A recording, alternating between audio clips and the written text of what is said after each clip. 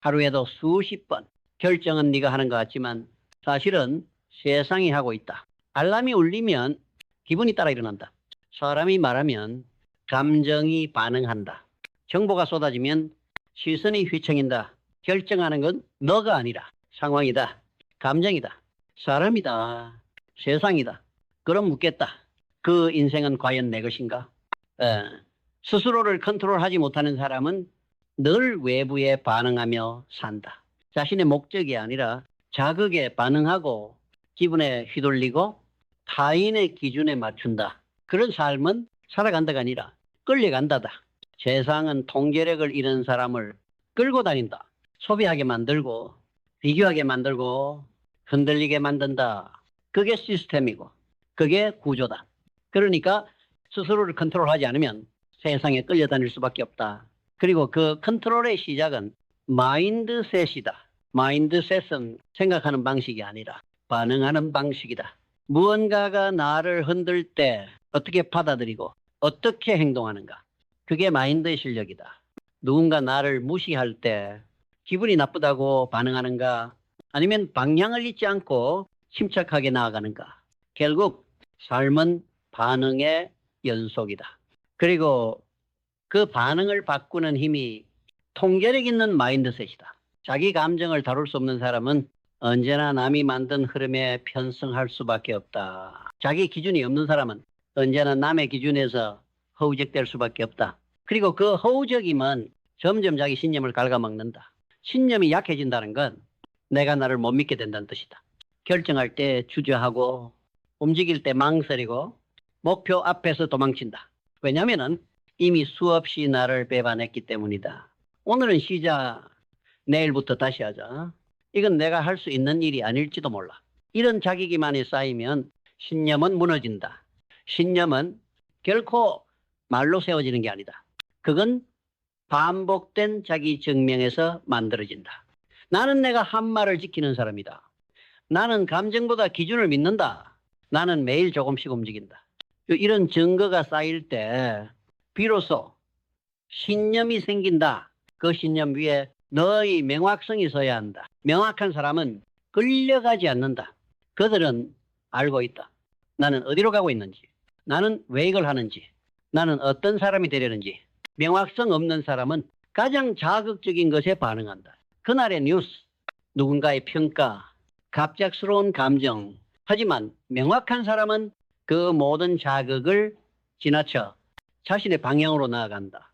그들은 지금 이 선택이 내 비전과 연결되어 있는가만 묻는다. 그 질문 하나로 모든 불필요한 유혹을 잘라낸다. 비전이란 기분을 넘어서는 힘이다. 지금은 하기 싫어도, 지금은 무의미해 보여도 나는 이 길 끝에서 내가 그리던 삶과 마주할 것이다. 그 믿음이 세상의 흐름 속에서도 흔들리지 않는 기준이 된다. 삶의 목적이 없는 사람은 매일이 산만하다.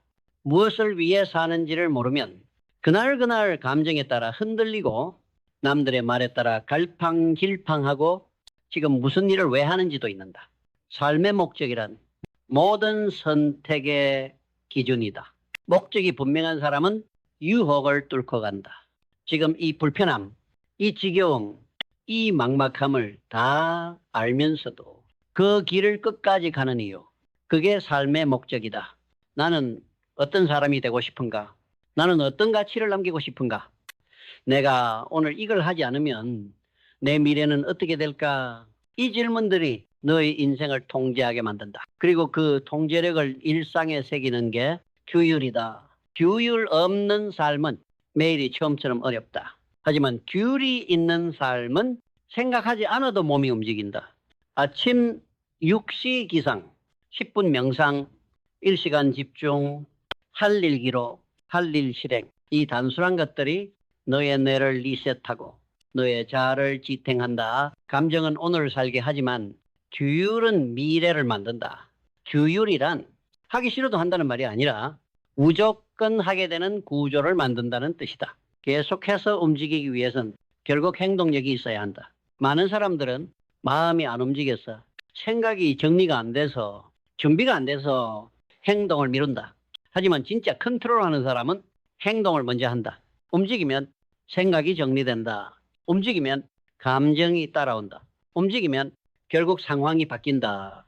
행동은 마음을 설득하는 가장 빠른 방식이다. 기분이 나아지면 시작하겠다는 말은 영원히 시작하지 않겠다는 말과 같다. 움직여라. 작게라도 매일같이 의미가 없어 보여도 그 작은 움직임이 너를 남들과 다른 리듬에 올려놓는다. 하지만 여기서 감사가 없으면 모든 행동은 지치게 되어 있다. 감사하지 않으면 늘 부족만 보인다. 왜 나는 아직 여기지? 왜 난 저 사람만큼 안 되지? 그 비교와 결핍이 너의 리듬을 깨고 너의 통제력을 무너뜨린다. 감사는 지금의 나를 인정하는 훈련이다. 나는 지금 이걸 해내고 있다. 나는 매일 하나씩 쌓고 있다. 나는 남과 비교하는 대신 어제의 나와 비교하고 있다. 감사는 통제력을 단단하게 만든다. 왜냐하면 감정의 소란에서 벗어나 지금 이 순간에 집중할 수 있게 해주기 때문이다. 그리고 유연함이 필요하다. 통제력을 가진다는 건 무조건 밀어붙인다는 뜻이 아니다. 그건 스스로를 유연하게 조정할 수 있는 힘이다. 몸이 망가지면 쉰다. 방향이 어긋났으면 바꾼다. 사람과의 관계가 무너졌다면 다시 세운다. 강한 사람은 바꾸는 사람이다.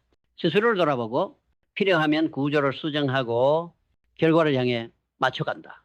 고집은 통제력이 아니다. 고집은 미성숙한 집착이다. 유연함은 스스로의 통제력을 더 정밀하게 만든다. 하지만 그래도 무너질 순간은 온다. 그때 필요한 건 회복력이다. 회복력이란 감정에 압도당하지 않는 힘이다. 실패했을 때, 뒤처졌을 때, 모두가 앞서가고 있다고 느껴질 때도 다시 중심을 잡고 돌아오는 능력. 컨트롤력 있는 사람은 실패를 부끄러워하지 않는다. 그들은 실패를 데이터로 보고 반복을 기회로 바꾸고 무너진 자신도 수용한다. 회복력은 감정의 반동이 아니라 의식적인 선택이다. 그렇게 한 번, 두 번 스스로를 복귀시키다 보면 그 사람은 누구도 꺾을 수 없는 존재가 된다. 그리고 마지막엔 배움이 남는다. 세상에 끌려다니던 과거의 패턴, 기분 따라 무너지던 반복, 남의 평가에 휘둘리던 감정. 그 모든 게 오늘 너의 배움이 될 수 있다. 배움은 정보가 아니다. 배움은 스스로를 바라보는 새로운 방식이다. 나는 이 상황에서 어떻게 다르게 반응할 수 있을까? 나는 어떤 기준으로 나를 다시 정의할 수 있을까? 나는 무엇을 바꾸고 무엇을 강화해야 하는가? 이 질문을 멈추지 않는 한 넌 절대 끌려다니지 않는다. 넌 스스로를 끌고 간다. 네 삶을 통제하고 네 방향을 설정하고 결과를 만든다. 이제 끝으로 묻는다. 지금 너는 너를 얼마나 컨트롤하고 있는가? 그저 자극에 반응하며 살아가고 있는가? 아니면 자기 기준과 원칙, 자기 목적과 비전으로 세상을 뚫고 나가고 있는가? 스스로를 컨트롤하지 못하면 세상이 널 데리고 간다. 그건 너의 인생이 아니다. 지금 선택해라. 스스로를 다스릴 것인지 세상에 끌려갈 것인지. 그리고 이렇게 선언하라. 나는 내 삶의 핸들을 절대로 남에게 넘기지 않는다. 나는 통제력으로 모든 방향을 만든다. 나는 스스로 움직이는 사람이다.